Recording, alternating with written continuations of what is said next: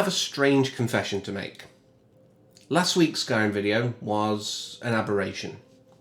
It was not meant to be that video for that week. In fact, Skyrim wasn't even meant to be on the list of things at all. I totally forgot what it was meant to be, and then I panicked, and once again I was very surprised that I hadn't talked about Skyrim yet on the channel, and it was a natural fit.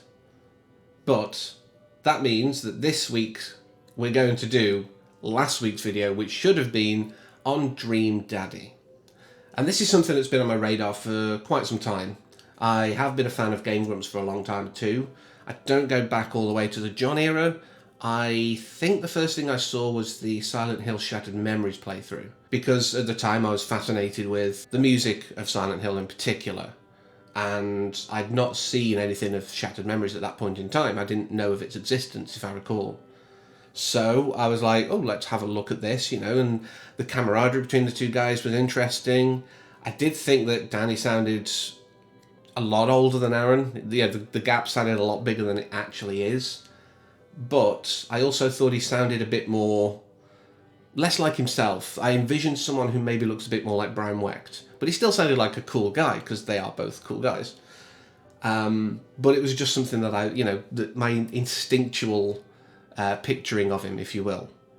Aaron I was fairly close with, I think.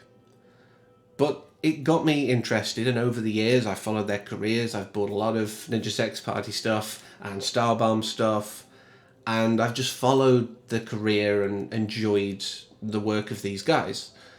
And it was very surprising in some ways, but not in others, when they were bigging up this thing that they were doing. There were people in the office who were working on a visual novel kind of dating simulator game where you play as a dad trying to befriend other dads.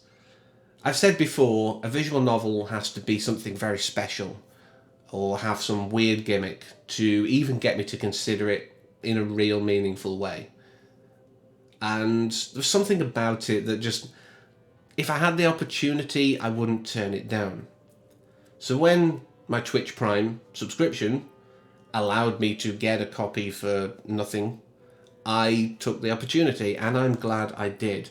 I had watched part of a playthrough. I don't know if it was the Grumps themselves or someone else, but I had watched part of a playthrough but never actually seen any of the endings. And like with a lot of visual novels, excluding DDLC, Doki Doki Literature Club, I didn't want to play it multiple times. I don't like to do that because I don't like to rehash old stuff. So I just went in with one target, and I sort of had the introduction to all the dads, and I was like, okay, I'm going for Damien, because the little goth inside me went, go on, go for it. And that's why I really want to talk about this, because it's such a fantastic, light-hearted but emotionally resonant piece of work. The people involved behind it are very fun people. I've seen them appear on a few 10-minute power hours and things like that. And they have an interesting idea, an interesting vision, and they clearly also have big hearts. We also have a lot of inclusivity. Okay, it's a dad simulator, so you're limited in your gender choice of your avatar, but you can have whatever skin color you desire. You can either have a male or female partner. When you're sort of looking at old pictures, you choose mother or father, and whether, if obviously it was a mother, you can choose whether Amanda was adopted or a natural birth as well. There's a lot of inclusivity here, and I fully respect that. They're recognizing that different types of families exist. And if it was just a parent simulator, I'm sure the option to be a mother yourself would have been in there too. But what it is on the surface is just fun and silly. You meet all these dads. You've got a guy who runs a coffee shop who names all his stuff after bands, and I got most of the references. I chose the Banana Bread Kennedys. That is the only true answer, because it works so well. You have, a guy who seems like just a deadbeat kind of dad, down and out, who actually is a pretty good cook. You have the goth guy I was following, who actually, the goth bit's only a little bit of his personality, but he's really sweet, and he volunteers at a shelter.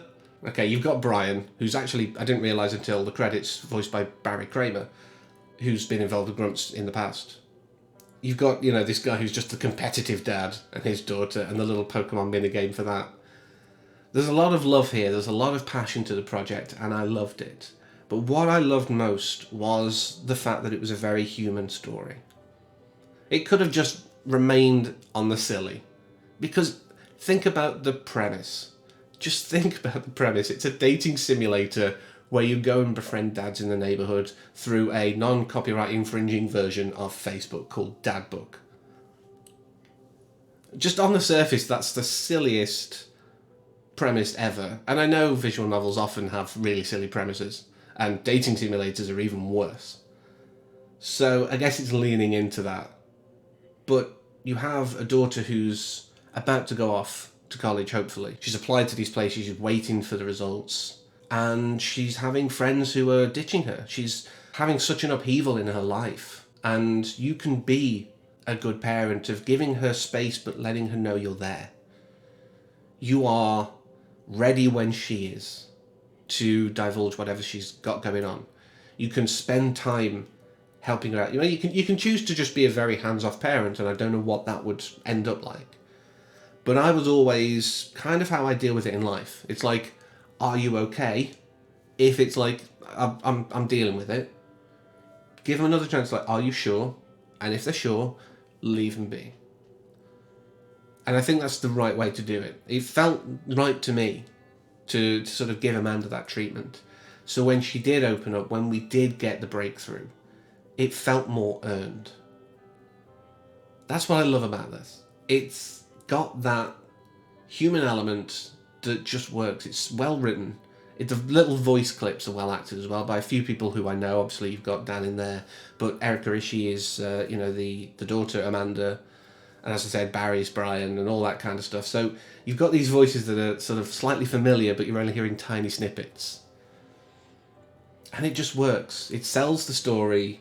Knowing these people and having this, send off for your daughter was just a joyful experience for me. It wasn't that long to do one run through, but I didn't want to do all the dads. I wasn't bothered. Damien was I've got to get that ending. And I didn't expect it to end the way it did. I thought he'd turn into a bat or something. They'd take it to ridiculous, fantastical levels. But no, it made it a grounded thing, an annoying hunt for a dog in the neighbourhood, but it was a grounded, realistic experience. So this was definitely something worth playing for me. And like I say, it's not something I would have bought, but because it was free, included in Twitch Prime, I went for it. As of the time of recording this, it should still be free until, I think, early July. But get on it, have a look at it. If you're even vaguely interested in visual novels or dating simulators, or you want something that does something different with the formula, go and have a look at it, enjoy it, and let me know your dad stories in the comments below. Did you become a completely smothering dad? How did that work out? Were you more hands-off? Who did you primarily go for, and did you do all of the dad endings? I'd love to hear all of your crazy stories about your dads. And the end card, I know I normally blur, but I'm going to put the picture from the end of the game of me and my daughter. By the way, my name was Bill McBilson because I went in with a silly idea. Luckily that doesn't come up on the picture, but yeah, I wanted to tell you that. But that's all I want to say on Dream Daddy. Next time, I might do some film or TV stuff because it feels like a while since I've done that. But until then, as always, thank you for watching and take care.